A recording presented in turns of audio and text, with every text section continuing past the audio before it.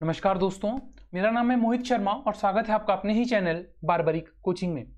जैसा कि आप जानते हैं कि अब जो हमीरपुर बोर्ड जो नेक्स्ट पेपर कंडक्ट करने वाला है वो आपका दोस्तों क्लरिकल का पेपर होने वाला है, जो पोस्ट कोड आपका 839 है। तो मैं आपको जितने भी दोस्तों प्रीवियस ईयर के क्लरिकल के या वेरियस एग्जाम के जो भी क्वेश्चन पेपर मुझे मिलेंगे वो मैं आपके सामने सॉल्व करूंगा। रोजाना हम कोशिश करेंगे कि हम लगभग 40 प्रश्न रोजाना सॉल्व करें और आपके लिए इवनिंग बूस्टर या एनर्जी ड्रिंक वीडियोस मॉर्निंग के लिए लेकर आऊं। तो बात करते हैं आज के पहले सवाल की। तो पहला सवाल आपको यह पूछा है दोस्तों कि what number is the nearest to 457 which is divisible by 11। तो 11 से भाग होने वाला 457 से सबसे नजदीक नंबर कौन सा है। सबसे पहले आपको 11 का डिविजिबिलिटी रूल मैं बताना चाहता हूं कि 11 का जो डिविजिबिलिटी रूल है वो क्या है। तो देखिए यहां पे मैं साइड में बताता हूं इस ओर। देखिए 11 से वो रकमें डिवाइड होती है दोस्तों, जैसे मैंने कोई रकम लिख दी 457। अब 11 से वो रकमें डिवाइड होंगी जब हम अल्टरनेटिव टर्म्स को ऐड करेंगे, और इसका जो अल्टरनेटिव है इसका तो कोई है नहीं। जब उनको हम ऐड करेंगे तो माइनस करके या तो 11 उत्तर आए या तो माइनस करके 0 उत्तर आए। जैसे फॉर एग्जांपल मैं एक नंबर लिख रहा हूं 3030, ठीक है 3030।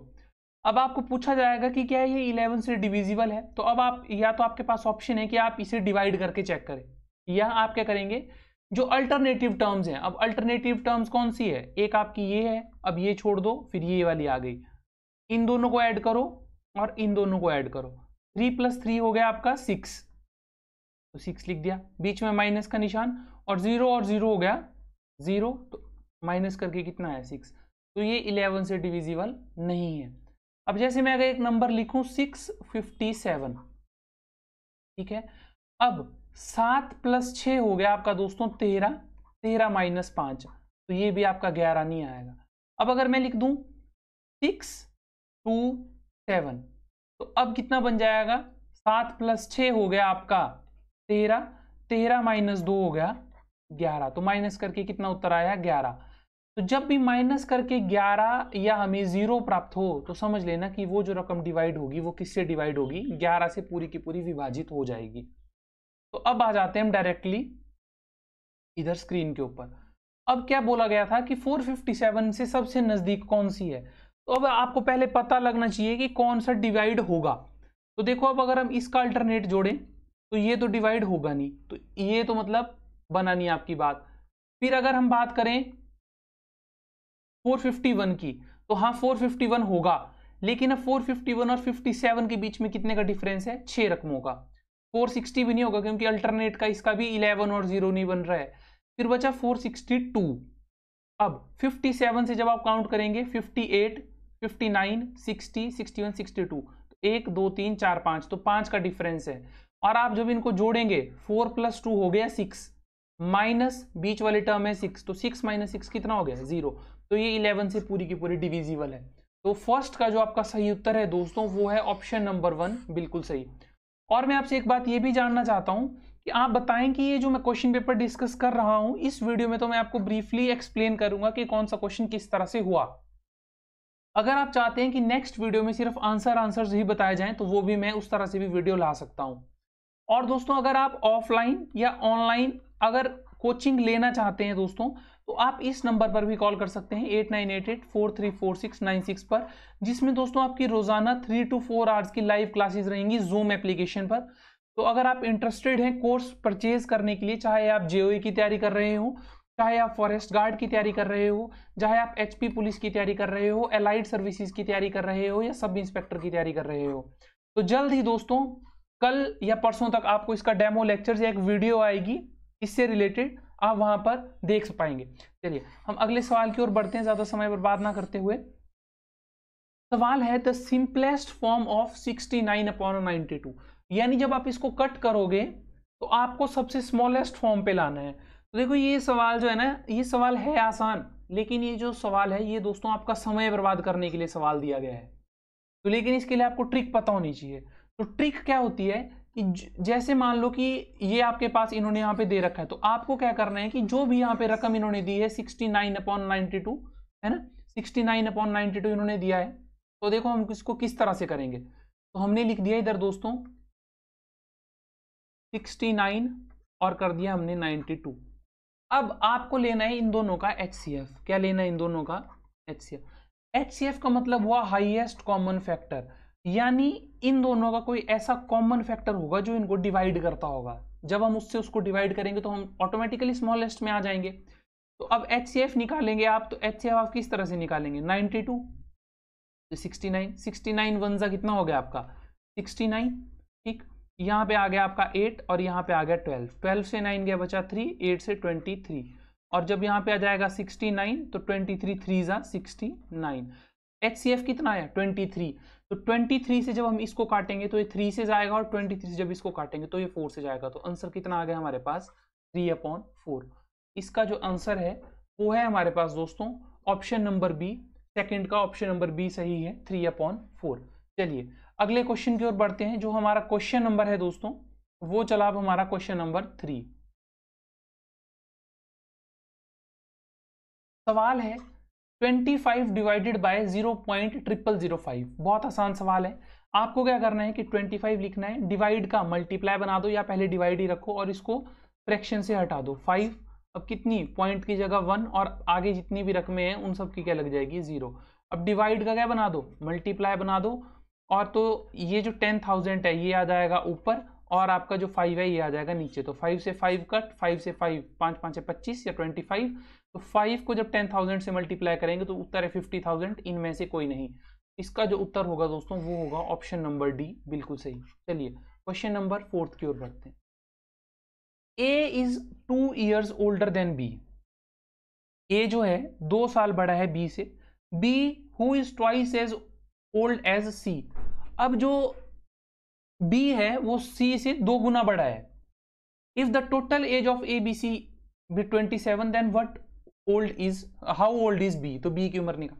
जब भी आपको ऐसे सवाल आए तो आपने ध्यान रखना है कि हमेशा आपको जो है यहाँ पे सी से शुरुआत करनी है। तो यहाँ पे इन्होंने क्या बोला हमें, इन्होंने बोला, चलिए ध्यान से देखते हैं क्या बोला इन्होंने हमें कहा दोस्तों कि जो ए है और जो बी है और जो सी है, अब लास्ट से शुरू करना है। अब सी की अगर उम्र x है तो बी जो है इसका 2 गुना है, और जो ए की उम्र है वो बी से 2 साल बड़ी है, तो इसकी उम्र कितनी होगी 2x + 2। ये हमारे पास इक्वेशन बन गई। अब इनको जोड़ करके जब हम इनकी एज जोड़ेंगे यानी 2x + 2 + 2x + x = 27। अब हम इसे ऐड कर देंगे तो ये बन जाएगा आपका 5x + 2 = 27, यानी 5x = 27 - 2। तो 5x कितना आ गया 25, तो x की वैल्यू कितनी आ गई 5।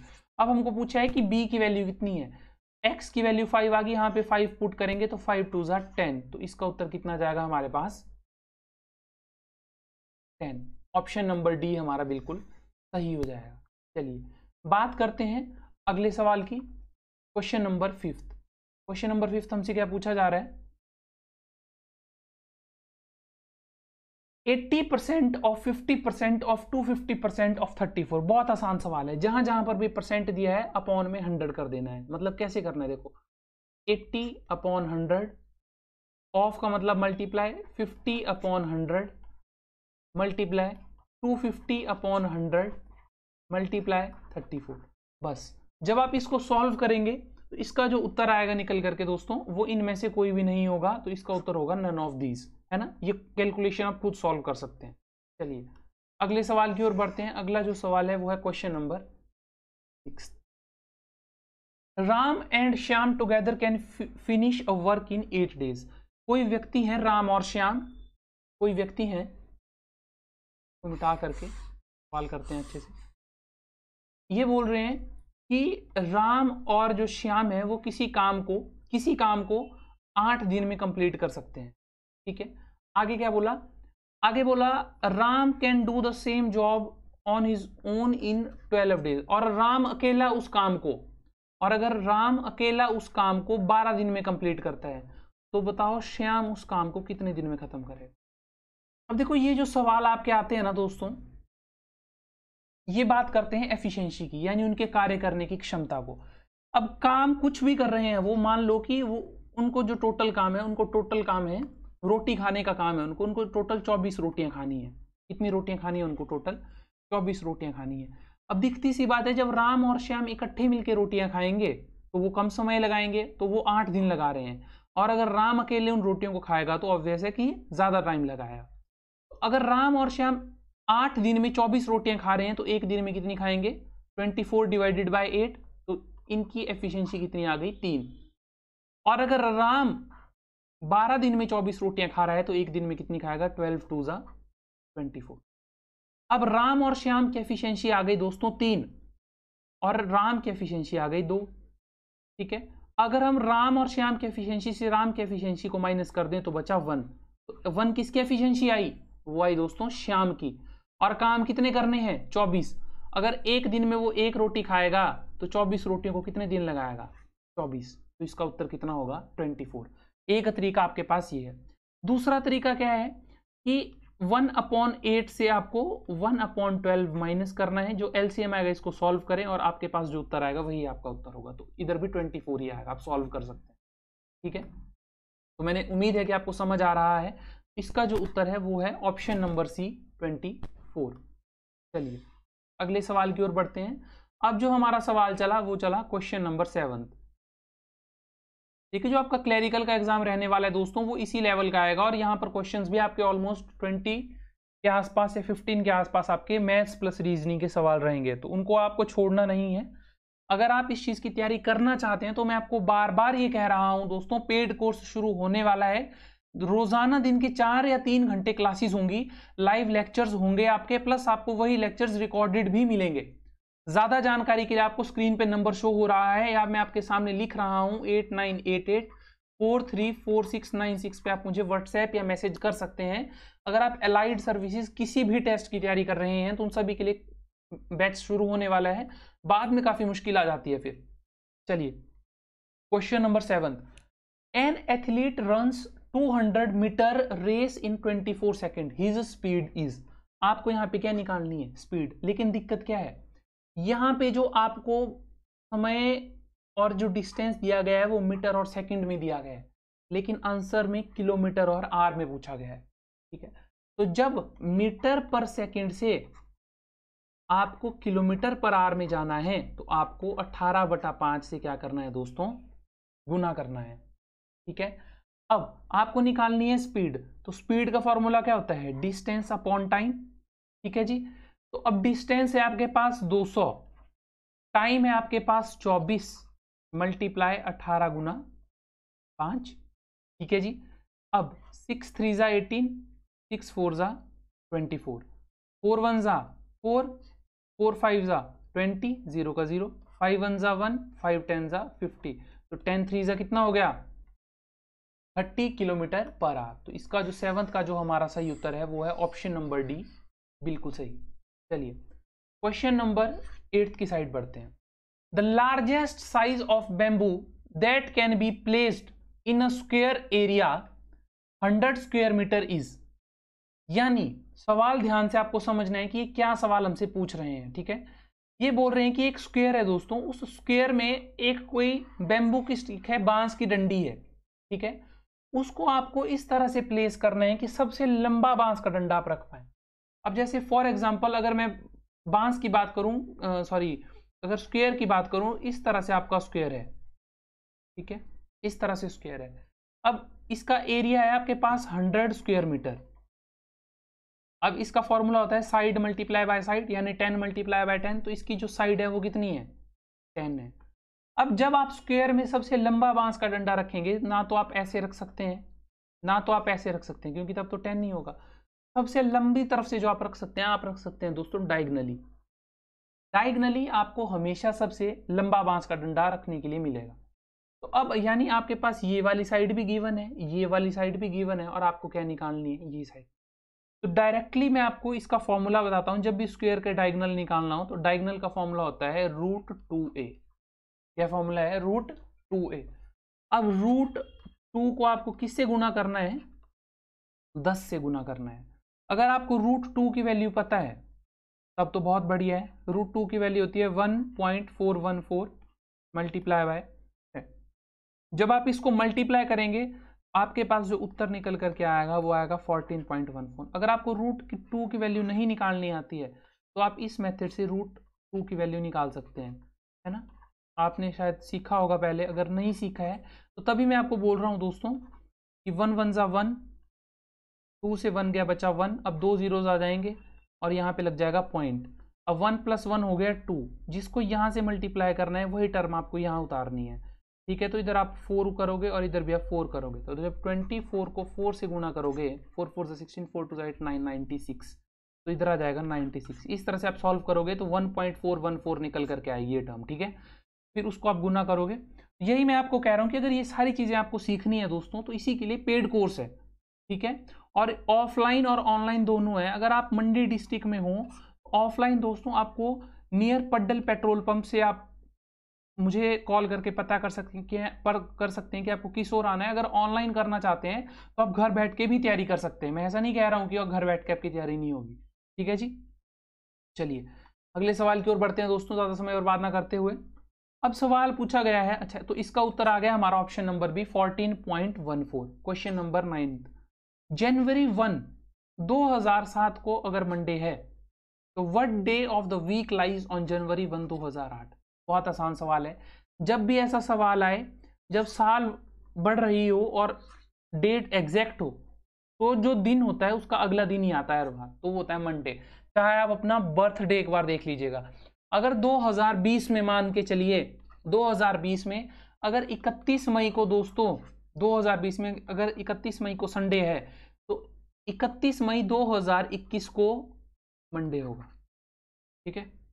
और बाकी इसकी ट्रिक भी है, जो कैलेंडर टॉपिक रहता है आपका रीजनिंग में, वहां पे ट्रिक भी है जो आपको पेड कोर्स वगैरह में बताई जाएगी। क्वेश्चन नंबर 10, और जैसा कि आप लास्ट टाइम जानते हैं दोस्तों, जो जेओए का रिजल्ट है वो हमारी एकेडमी से काफ़ी अच्छा रहा है। वो भी आप कम्युनिटी टैब में जाकर के देख सकते हैं कि किन स्टूडेंट्स का किस तरह से रिजल्ट रहा है और क्या उनके रिव्यूज वगैरह हैं, है ना। चलिए question number 10, how many times in a day the hands of clock are straight. यानी दिन में कितनी बार घड़ी की सुइयां सीधी होती हैं। तो 10th का जो आपका सही उत्तर है दोस्तों वो है ऑप्शन नंबर सी 44 टाइम्स, है ना। अगला सवाल, A can run 100 metre in 27 second. A कोई व्यक्ति है वो 100 मीटर भाग रहा है 22 सेकेंड में, ठीक है। अब आपको स्पीड निकालनी है तो स्पीड आप निकाल सकते हैं, ठीक है। बी इन 30 सेकेंड, और बी उसी 100 मीटर को कितना समय लगा रहा है, बी उसी को लगा रहा है 30 सेकेंड। अब ए ने बी को कितने मीटर से हराया, तो सबसे पहले आपको क्या करना है कि स्पीड निकाल देनी है, ठीक है। जब आप स्पीड निकाल दोगे जो स्पीड आपके पास आएगी ना, चलिए इस सवाल को भी यहाँ पे करते हैं ना। मैं आपको बताता हूँ कि सवाल किस तरह, मुझे ऐसा तो ना लगे कि शायद आप इन सवालों से बोर हो रहे हैं, तभी मैं आपको ज़्यादा दोस्तों सवाल सॉल्व नहीं करवाऊंगा। फिर आगे अगर आप मुझे इसके बाद बता देंगे, वरना मैं कोशिश करूंगा कि आपको जो करवाऊं वो आपको समझ आए। अब इन्होंने कहा कि ए जो है वो क्या करता है, वो 100 मीटर कितने में कर रहा है दोस्तों, वो कर रहा है आपका 27 सेकंड में। वो कितने में कर रहा है, ए कर रहा है 100 मीटर 27 सेकंड में, और जो बी है वो 100 मीटर कर रहा है 30 सेकंड में। वो कितने में कर रहा है, 30। अब ये पूछ रहे हैं कि अब ए और बी ने दोनों ने भागना शुरू कर दिया, तो ए ने बी को कितने मीटर से हराया। आपको क्या निकालना है, आपको निकालना है दोस्तों डिस्टेंस, आपको निकालना है, ठीक है। आप क्या करेंगे, सबसे पहले आप करेंगे कि अब आपको स्पीड निकालनी है पहले तो स्पीड का फॉर्मूला आ गया आपका डिस्टेंस अपॉन टाइम। डिस्टेंस कितना है आपके पास, 100/27, ठीक है। अब आप जब इसे कट करेंगे, है ना, तो अब मैं डिवाइड नहीं करूंगा, ज्यादा समय लग जाएगा। तो जब आप इसे डिवाइड करेंगे तो मैं आपको ऐसे ही बता देता हूँ, 3.70 मीटर पर सेकेंड आएगी। किसकी स्पीड, ए की स्पीड आ गई इतनी। और जब आप बी की निकालेंगे तो बी की भी ऐसे ही निकलेगी, कैसे निकलेगी, 100/30। तो जो बी की स्पीड आएगी दोस्तों वो आएगी 3.33 मीटर पर सेकेंड। दिखती सी बात है ना कि अगर ए तेज दौड़ रहा है तो उसकी स्पीड ज्यादा होगी, बी कम दौड़ रहा है तो उसकी स्पीड कम होगी। अब स्पीड तो दोनों की हमने निकाल दी। अब अगर बी 22 सेकंड में उसको कंप्लीट करे, है ना। अब हमको स्पीड कर निकालना है ना, तो इस 33.33 को हमको किससे गुना करना है, 27 सेकंड से गुना करना है। तो यहां से क्या निकल जाएगा हमारे पास, डिस्टेंस निकल जाएगा, क्योंकि डिस्टेंस का फॉर्मूला क्या होता है, स्पीड मल्टीप्लाई बाय टाइम। तो यहां से जब आप इसको मल्टीप्लाई करेंगे तो यहां से निकल जाएगा आपके दोस्तों डिस्टेंस बी का। तो जो बी ने डिस्टेंस कवर किया 22 सेकंड में, वो उसने कवर किया 89.91 मीटर। अब टोटल दौड़ने के लिए कितना था, 100 मीटर।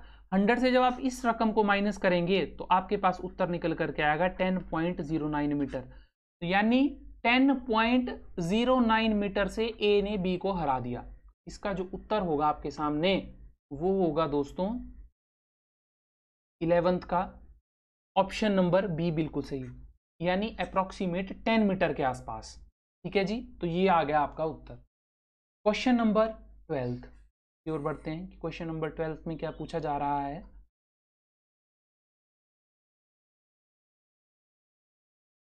सवाल है the 16th term of the series, दो दो रकमें बढ़ रही हैं, मतलब देखो इधर 3 के बाद 4 नहीं आया, इधर 6 नहीं आया, इधर 8 नहीं आया, इधर 10 नहीं आया। इस तरह से आपको आगे की ओर बढ़ना है और 16th पोजीशन पे देखना है कि कौन सी रकम आएगी। तो 12th का जो सही उत्तर है दोस्तों वो आएगा 83, ऑप्शन नंबर, सॉरी 12th में थे हमें ना, तो 12th का जो आपका सही उत्तर आएगा दोस्तों वो आएगा आपका 33। अगला सवाल 6, 17, 39, 72 के बाद नेक्स्ट टर्म क्या आएगी। आपको देखो मैंने पहले भी बता बैठा हूं और अभी भी फिर से बता रहा हूं, तो ध्यान रखना है आपने, है ना। जब भी आपको इस तरह के सवाल आए, बहुत आसान है। बाकी देखिए दोस्तों, सभी जो भी आप जहां से भी पढ़ रहे हैं सभी की ट्रिक्स अपनी अपनी हो सकती हैं। मैं आपको कोशिश करता हूं कि सबसे सरल तरीके से आपको समझाऊं। देखो फिर से ध्यान से देखो, जब भी कोई चीज धीरे धीरे बढ़ रही है, जैसे फॉर एग्जाम्पल 3, 5, 7, 9, तो इसमें कुछ ना कुछ ऐड हो रहा है। अगर कोई चीज जैसे मान लो अब ये इस तरह को जा रही है तो ये धीरे धीरे घट रही है, यानी कुछ ना कुछ माइनस हो रहा है। अब जब आप इधर आएंगे, सवाल के ऊपर आएंगे, सवाल में देखेंगे आपकी सवाल में क्या है, पहले 72 था, 72 से कम हुआ, कम हुआ, कम हुआ, धीरे धीरे कम हुआ ना। तो 72 से 39 को माइनस करो, करो माइनस, तो बचेगा कितना, 33। अब 39 से 17 को माइनस करो, कितना बचेगा, 22 बचेगा, बचेगा या नहीं बचेगा। 17 से 6 को माइनस करो, कितना बचेगा, 11। 6 से 17 के बीच में 11 का डिफरेंस, 17 से 39 में 22 का डिफरेंस, इधर 33 का डिफरेंस, और अगले में कितने का डिफरेंस आएगा, 44 का डिफरेंस। ठीक है, तो 72 में 44 को ऐड कर लो, बात खत्म हो जाएगी। तो 13th का जो आपका सही उत्तर होगा वो होगा ऑप्शन नंबर सी, 116, बिल्कुल सही। उम्मीद है कि समझ आ गया आपको। ये नहीं भी आया है तो समझना पड़ेगा दोस्तों। Question number 14, if English alphabet is written in the reverse order, अगर इंग्लिश अल्फाबेट को रिवर्स ऑर्डर में लिखा जाए, which of the following letters will be the 14th from the left. 14th letter left से कौन सा होगा, है ना। तो बहुत आसान है, आपको क्या करना है, ABCD लिखनी है ऐसे, Z इस तरह करके आपको, यानी रिवर्स ऑर्डर में आपको ABCD लिखनी है इस तरह से। अब आप Z यहां से लिखना शुरू करेंगे, जैसे Z, Y, X, W, V, इस तरह से आप इसको लिखना शुरू करेंगे। जो आपका लेफ्ट है, अब मेरा लेफ्ट तो यही है तो मैं यहीं से काउंट करूंगा, अगर राइट से बोलेंगे तो मैं यहां से काउंट करूंगा। अब इन्होंने बोला है कि आपको कहां से ढूंढना है, लेफ्ट से ढूंढना है। ठीक है, कौन सा 14th पोजीशन पर आएगा, तो इसका जो सही उत्तर होगा दोस्तों वो होगा आपका नन ऑफ दिस। यहां पे इन्होंने कोई दिया ही नहीं है। ठीक है, जो आपका सही उत्तर। Question number 15, how many meaningful words can be formed from the word gentleman without changing the order of letter। आपने यहाँ पर इनका लेटर नहीं बदलना है ना, ऑर्डर नहीं बदलना है लेटर्स का, तो आप यहाँ से कितने बना सकते हैं, है ना, कितने वर्ड आप यहाँ से बना सकते हैं। तो इसका जो सही उत्तर है दोस्तों वो है ऑप्शन नंबर सी, बिल्कुल सही। जैसे फॉर एग्जाम्पल, जैसे ये किस तरह से पूछ रहे हैं ना, आप समझिए यहाँ पे, जैसे एक आ गया मैन, ये बन गया एक वर्ड, GENTLE एक बन गया जेंटल, इस तरह से। ठीक है, इस तरह से ये बोल रहे हैं कि इस तरह से जो वर्ड बनेंगे दोस्तों वो बनेंगे आपके 3 वर्ड। ठीक है, 2 मैंने आपको बता दिए और एक आपके लिए मैंने काम दे दिया कि एक आपने बताना है। ठीक है, और बीच से भी निकल सकता है कोई, जरूरी नहीं है कि ऐसे साइड से ही निकलेगा, समझना बात। चलिए क्वेश्चन नंबर 16 की ओर बढ़ते हैं कि क्वेश्चन नंबर 16 क्या पूछा जा रहा है। Which one of the different from the rest, इनमें से कौन सा जो है बिल्कुल डिफरेंट है। अब यहां पे देखो सवाल क्या है, पहले है पीआरटी, तो पीआरटी देखते हैं कि पीआरटी किस तरह से है। देखो यहाँ पे क्या आया पी, यहाँ पे क्या आया आर, और यहाँ पे क्या आया टी, यानी एक छोड़ के चला है ना। अगला देखते हैं, अगला आया क्यू ओ एम। अब आया क्या दोस्तों, अब आया क्यू ओ, इधर पीछे की ओर चला, इधर देखते हैं इधर क्या है फिर अगला सीई जी, तो सीई जी, सीई जी इधर फिर से आगे की ओर चला, तो यानी आगे की ओर वाले सारे ठीक हैं और ये पीछे की ओर गया, तो इसका जो उत्तर होगा वो क्या होगा, ऑप्शन नंबर बी बिल्कुल सही होगा। Q O M is the wrong answer, मतलब राइट आंसर, यानी ये सीक्वेंस गलत है ना, तो गलत वाला ढूंढना था। Question number 17, if as neck is related to cloth in the same way thirsty is related to which, अगर नंगा संबंधित है वस्त्र से, यानी अब कोई नंगा व्यक्ति है या कोई भी चीज नंगी है तो उसको क्या चाहिए, वस्त्र, तो प्यासे को क्या चाहिए, पानी। 17 का ऑप्शन नंबर बी बिल्कुल सही है मित्रों। क्वेश्चन नंबर 3, ठीक है। अब देखो जो जो स्टूडेंट्स मेरे ट्रैफिक इंस्पेक्टर के कोर्स से जुड़े हुए थे, तो देखिए दोस्तों जो एचपी का पोर्शन था वो बहुत आसान था और जितना मैंने पढ़ाया था वहीं से आया था मेनली, ठीक है। Question number 18, if in a code boxer is written as something like this then visit in the same code। अब देखो अब इन्होंने क्या बोला कि बॉक्सर तो किस कोड में लिखा जा रहा है, बॉक्सर को लिखा जा रहा है ए क्यू डब्ल्यू जी क्यू। अब बी से पीछे क्या आया ए, ओ के बाद क्या आया क्यू, एक्स के पीछे क्या आएगा डब्ल्यू, ई के बाद क्या आएगा एक छोड़ के जी, और आर से पीछे क्या आएगा क्यू। तो इसी सीक्वेंस में आपको क्या लिखना है, विजिट को लिखना है, ठीक है। तो इसी सीक्वेंस में जब आप दोस्तों विजिट को लिखोगे तो इसका जो आपका सही उत्तर निकल करके आएगा वो आएगा ऑप्शन नंबर सी, बिल्कुल सही, ठीक है। आसान है, कोई मुश्किल बात नहीं है, बहुत आसान सी चीज है ना, और आपको ये चीज अच्छे से देखनी है। अगला सवाल question number 19, if all the numbers from 1 to 21 are divisible by 2। अब 1 से 21 के बीच में कौन से नंबर डिविजिबल होंगे, इतना आसान सवाल है ना। 2 4 6 8 10 12 है ना, यही होंगे, 14 16 18 20 ये हो गए। Are written in the ascending order, है ना, असेंडिंग ऑर्डर में यानी बढ़ते हुए क्रम में, दाएं लिखा है आरोही क्रम में। Then which will be the number as 6 place from the right. अब मैंने क्या बोला, जो आपका राइट है, अब मेरा राइट है ये और लेफ्ट है मेरा ये, तो राइट से राइट के ओर देखना है, कौन सी किस 6th पे, 1 2 3 4 5 6, उत्तर क्या आया 10, तो इसका उत्तर क्या होगा 19 का ए होगा हमारा, बिल्कुल सही। आसान है ना, बहुत आसान है दोस्तों, अगर आप समझ के करेंगे तो ये आसान है, अगर आप नहीं करेंगे तो फिर नहीं हो पाएगा ना। क्वेश्चन नंबर 20th सवाल क्या है, mother of Q is a sister of P and daughter of M. पहले यहां तक पढ़ें इसको, क्यू की माता पी की बहन है और एम की पुत्री है, ठीक है जी। आगे चलें, आगे क्या बोल रहे हैं, S is the daughter of P, S किसकी डॉटर है पी की, एंड सिस्टर ऑफ टी, और सिस्टर किसकी है टी की। तो what is the relation of M with T, तो इसका जो सही उत्तर है दोस्तों, ना तो मुझे फादर मदर्स इनमें से कोई नहीं, तो इसका जो उत्तर दोस्तों कोई भी नहीं होगा, ठीक है। ऑप्शन नंबर डी जो है बिल्कुल सही उत्तर है। अगला क्वेश्चन देखते हैं, अगले क्वेश्चंस में आपको क्या पूछा जा रहा है। क्वेश्चन नंबर 21 सवाल है करेक्टली स्पेल्ड वर्ड आपको निकालने हैं, है ना। अब जिसने JOAIT में दोस्तों टाइपिंग की तैयारी करी है ना, वो तो इन क्वेश्चंस को गलत करना ही मत, है ना, जो अगर आपने क्लैरिकल का भर रखा है तो, क्योंकि स्पेलिंग्स का ही सारा का सारा टाइपिंग में बहुत अहम रोल था। तो 21st का जो सही उत्तर है दोस्तों ACCMMODATION, 21st का जो है उत्तर नंबर बी बिल्कुल सही है। 22 अनफॉरगेटेबल, तो 22 का भी जो सही उत्तर है दोस्तों वो ऑप्शन नंबर डी है। टुमारो TOMORROW, 23 का option number B. Maintenance 24th का जो सही उत्तर है वो है ऑप्शन नंबर सी 25th। तो 25th का जो आपका सही उत्तर है दोस्तों वो भी है ऑप्शन नंबर सी। बात करते हैं अगले क्वेश्चन की ओर। अगला जो हमारा क्वेश्चन है वो है 26। अब यहाँ क्या पूछ रहे हैं, ऑपोजिट इन द मीनिंग, यानी आपको एंटोनिम्स ढूंढने हैं। सेलेस्टियल, सेलेस्टियल का ऑपोजिट होगा दोस्तों ऑप्शन नंबर बी, बिल्कुल सही, अर्थली। ऑब्सक्योर 27th का जो होगा वो होगा आपका option number B, famous. Impulsive 28th का जो आपका सही उत्तर है दोस्तों वो ऑप्शन नंबर रे। 29th एक्टिवेट, 29th का जो आपका सही उत्तर होगा दोस्तों वो होगा ऑप्शन नंबर बी, रिपेल, बिल्कुल सही। देखिए वो कैब या आप एंटोनिम्स या सिनोनिम्स किसी भी चीज़ की बात कर लें, इसको दोस्तों आप याद कभी भी नहीं कर सकते। अगर याद करेंगे तो समय बर्बाद करेंगे।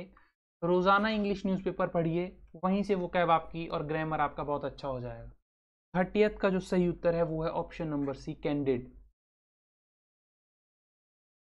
एप्रोप्रिएट प्रेपोजिशंस का आपको इस्तेमाल करना है। हाँ, और देखो जो आपका पेड कोर्स है उसमें ऐसा नहीं है कि सिर्फ आपको जीके करवाया जाएगा, उसमें दोस्तों आपको English, Hindi, science, current affairs, HP के करंट अफेयर्स, नेशनल के, पॉलिटी, ज्योग्राफी, यानी हर एक चीज़ बहुत अच्छे से कवर है ना। और लाइव क्लासेस है, ऐसा नहीं है कि रिकॉर्डेड है, आप वहाँ पे सवाल भी पूछ सकते हैं लाइव क्लासेस के दौरान, ये सबसे अच्छा बेनिफिट है ना। 31st, instead of firing dash the thief the police fired the mob. तो 31st का जो सही उत्तर है वो है ऑप्शन नंबर सी, एट और अपॉन। और वहाँ पे दोस्तों आपको बताया भी जाएगा कि एट क्यों लगा है, अपॉन क्यों लगा है ना। जो पूरा का पूरा टोटल जो स्टाफ है बारबरी कोचिंग का वो दोस्तों लाइव रहता है और आपके लिए पूरी की पूरी मेहनत करता है, जी तोड़ मेहनत करता है कि आपकी सिलेक्शन पक्का हो। और हुई भी है दोस्तों, जेओए के एग्जाम में, क्लरिकल के एग्जाम में काफ़ी स्टूडेंट्स ने एग्जाम क्रैक किया है। कम्युनिटी टैब में आप क्लिक करके स्क्रीनशॉट देख सकते हैं, कोई ऐसा नहीं है कि फेक है या कुछ है ना। चलिए 32, police has been accused dash convenience dash the criminals. तो 32 का जो आपका सही उत्तर है वो है ऑप्शन नंबर सी, ऑफ और with. 33, he has appealed the principal dash the post of a teacher. 33 का जो आपका सही उत्तर है 2 and 4। 34th, आज का आखिरी सवाल, he is very slow person both dash speech and dash his business.